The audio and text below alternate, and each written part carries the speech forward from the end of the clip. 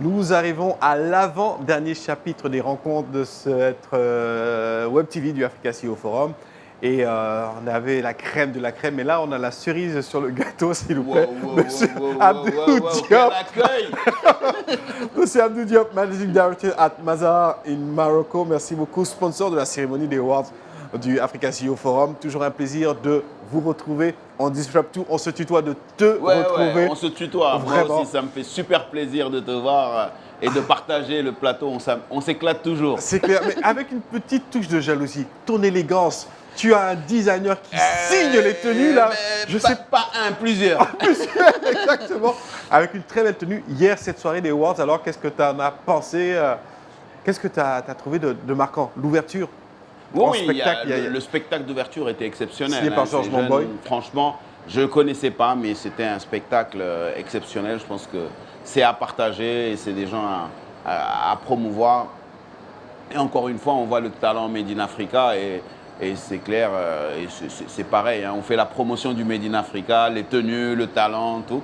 Et cette cérémonie, comme d'habitude, c'est l'occasion, comme on dit, de mettre en avant des modèles africains, parce que c'est vrai qu'il y a beaucoup de choses excellentes qui se font sur le continent, et c'est bien, chaque fois qu'on a l'occasion, de sortir quelques-uns, de les mettre en avant, de raconter leur histoire, pour que ce soit inspirant pour d'autres, même si, bon, à la fin, il y a énormément de champions sur le continent. Mais c'est aussi fort parce que ça nous permet de mettre des visages, de les mettre en avant. Parce qu'on ne se connaît pas tous finalement, hein, et c'est une occasion formidable là, de voir des gens qui sont aussi touchés. On a vu beaucoup d'émotions hier de la CEO of the Year. Oui, très clairement. Et c'est vrai que je taquinais beaucoup Delphine parce qu'elle a une sœur qui est une grande réalisatrice de cinéma qui a réalisé un film qui a eu les talons d'argent, etc. Et elle me disait... C'est la star de la famille. Je lui ai dit, attention, elle, c'est la star du showbiz, toi, tu es la star du business. Et elle a eu le award, donc c'était l'occasion de... Et vraiment, tu sentais beaucoup d'émotions. Donc voilà quelqu'un qui travaille énormément, qui fait beaucoup de belles choses sur le continent, qui est à la tête d'une belle structure panafricaine et qui aujourd'hui est mise en avant pour tout ce qu'elle fait. Donc c'est l'occasion effectivement de saluer et de vivre ses émotions. On parle de crise, de polycrise justement dans cette thématique de cette 9e édition du Africa CEO Forum. J'ai envie de te demander quels secteurs d'activité les plus prometteurs doivent être présentés ou sur lesquels doivent s'intéresser les jeunes générations, les jeunes entrepreneurs africains dans ce contexte actuel de crise multiple. Justement. Où est-ce qu'il faut aller maintenant pendant cet état de crise? Je pense que pour les jeunes entrepreneurs, hein, quand je dis les jeunes entrepreneurs, les secteurs sont nombreux, mais pour les jeunes entrepreneurs, on se rend compte qu'on a une jeunesse qui est très digitale, qui est très dynamique, qui est très industrie créative. Donc je pense que dans le contexte actuel, pour les jeunes entrepreneurs, tous les secteurs liés au digital, donc qui va de l'intelligence artificielle à juste la transformation digitale, à la fintech, à la cybersec, etc., sont des secteurs vraiment très porteurs quand on parle de technologie et où les jeunes doivent s'inscrire parce qu'ils sont nés avec, ils ont grandi avec, c'est quelque chose avec lequel ils sont très à l'aise. Et il y a bien sûr les industries créatives, des industries créatives, parce que la jeunesse africaine est très créative. Et bon, moi, je fais la promotion des jeunes créateurs africains parce que justement, ils font de très belles choses. Je veux dire, il y a certains qui sont inconnus, mais qui font de très belles choses. Bon, quand on les porte, les gens sont vraiment subjugués. Et donc, cette jeunesse, que ce soit dans la musique, la danse, la mode, le cinéma, il y a une jeunesse très créative qui peut apporter du local content africain. Donc, c'est des zones où la jeunesse peut beaucoup investir. Bien sûr, après, il y a tous les métiers qui sont plus classiques, je dirais, que ce soit l'agriculture, parce que bon, aujourd'hui, il faut nourrir quand même le continent, ou tout ce qui est métier des services. Donc, il y a vraiment beaucoup de secteurs. Bien sûr, les plateformes digitales, n'en parlons pas, de e-commerce, etc. Donc, il y a vraiment du potentiel énorme pour notre jeunesse où on peut investir malgré la crise parce que bon, on va continuer à s'habiller, on va continuer à boire et à manger. Peut-être qu'on va le faire à certains moments de manière plus modérée, mais on va continuer à boire, à manger, etc. Alors, une autre thématique, c'était de voir l'émergence de nouvelles générations de champions et de championnes africaines. Quels sont quelque part les compétences et les caractéristiques essentielles d'un champion africain dans le secteur privé et qu'est-ce qu'il doit posséder pour réussir et faire face à ces défis actuels-là? C'est quoi l'ADN du champion et de la championne africaine? Ben, je pense que l'ADN du champion africain, c'est d'abord deux piliers. Une vision, quand je dis vision, ambition, donc c'est le premier pilier qui est essentiel et on le voit, c'est de l'ADN de tout le monde. Et le deuxième, la résilience. Je pense que ces deux piliers sont des éléments clés. Il faut avoir une vision, avoir une ambition pour aller de l'avant, pour vraiment se projeter à long terme, ne pas être court-termiste, vraiment se projeter sur le long terme. Donc, où on se dit que the sky is the limit, on veut devenir un champion. Et à côté, avoir vraiment la résilience, parce qu'on est dans un continent qui n'est pas simple, des environnements qui ne sont pas simples, donc il faut être résilient. Une fois qu'on a posé ces deux piliers, après, à côté, il y a un certain nombre de choses qui sont essentielles. Viser les plus hauts standards. Donc, comme on disait dans une discussion avec Kousseini, qui disait le consommateur, je veux lui donner le best in class. Je veux lui donner, même si on est sur le continent africain, le consommateur africain mérite la meilleure qualité qu'on puisse lui procurer. Et ça, c'est important. Troisième élément, il faut que je sois conscient que je dois d'abord réussir sur mon marché. Aucun champion ne peut se développer en ayant échoué sur son marché pour aller ailleurs. Il faut que sur son marché domestique, je puisse être fort. Autre élément qui est essentiel, c'est cette notion que je dirais en anglais de caring quand on parle des ressources humaines. Et on en discutait beaucoup avec Rita's Neighbor de Diana Holding ou avec Raoji du groupe Rawbank.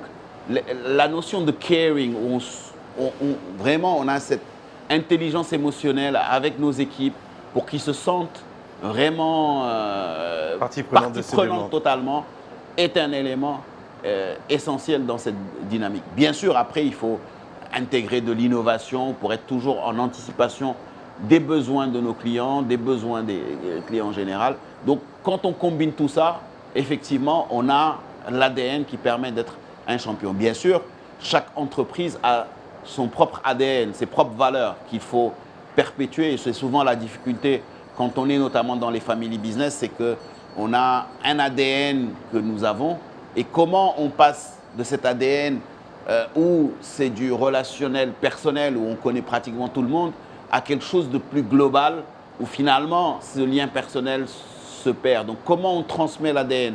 Et aussi dans les discussions, on en a beaucoup parlé avec Mialah Lefilali de Pharma 5, ou encore aussi avec Raoji, où effectivement passer d'un business familial à un champion plus large, oui, souvent pose cette difficulté, comment on maintient l'ADN et les valeurs de l'entreprise. Donc ça aussi, c'est un véritable enjeu et il faut pouvoir le transmettre, pouvoir assurer cette transmission continue. Alors, au-delà de nos champions, il y a ce rendez-vous, le Africa CEO Forum, qui grandit, qui se transforme, qui évolue. Tu le connais trop bien, ce forum-là, et tu viens toujours avec une volonté particulière parce que est-ce que tu n'as pas encore atteint l'objectif d'augmenter les signatures, les rendez-vous? Il y a toujours cette appétence-là de voir ce forum grossir et grandir. Il y a toujours ce désir-là chez toi? Oui, ben, je pense que moi j'étais à la première édition et j'étais parmi les premiers à dire que dès la première édition, à Amir, à toute l'équipe de Jeune Afrique, écoutez, moi je pense que c'est très bien qu'on le fasse à Genève, mais ce Africa CEO Forum, on doit le faire sur le continent africain. Il faut que ce soit vraiment un rendez-vous où on se retrouve. Donc en fait, il ne s'agit pas uniquement de venir. C'est vrai, on fait beaucoup de business développement, on le prépare, on rencontre des gens. C'est un événement où nous sommes des entrepreneurs, nous devons faire notre business, c'est vrai. Mais c'est aussi l'occasion de se retrouver, de se revoir. C'est exceptionnel. Je veux dire, soit Abdesamad Rabiou, Samaïla Zoubero ou encore Modéouji. Les gens, dans l'année, on est en train de courir, et après, on se retrouve. Hier, c'était sympa. On était autour d'une table avec Acha, Leke, Gagan Gupta, Hassania Erigé, en train de... Et c'est vraiment cette énergie qu'on partage. Parce que c'est important aussi. Souvent, l'entrepreneur, il est dans son quotidien.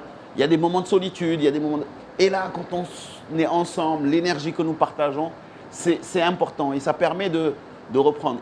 Et aussi, dans les discussions, hein, là, j'avais un CEO Talk tout de suite avant cette émission, on sentait à travers ces histoires comment tout le monde était embarqué, en train d'apprécier l'aventure de chacun, comment il a fait preuve de résilience. Et ces partages-là, il n'y a pas de prix. Donc oui, cet Africa CEO Forum, pour moi, c'est un événement qui est essentiel et on l'a vu d'ailleurs.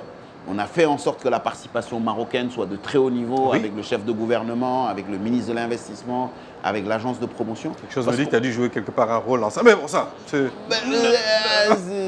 Voilà. En tout cas, j'ai modéré le Invest in Morocco. Voilà, on dira ça. Mais c'est parce qu'on considère que c'est vraiment un événement important où il faut partager, il faut montrer comment on peut travailler ensemble.